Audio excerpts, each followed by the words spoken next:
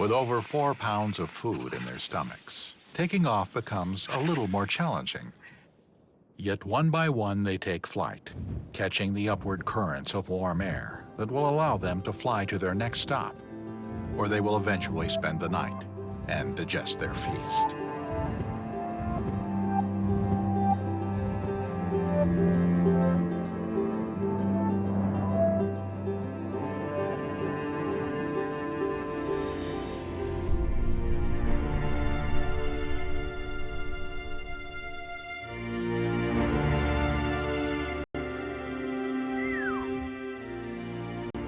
Meanwhile, the pumas have no option but to begin the hard task of searching for more prey, assuring their own survival and that of their extended family.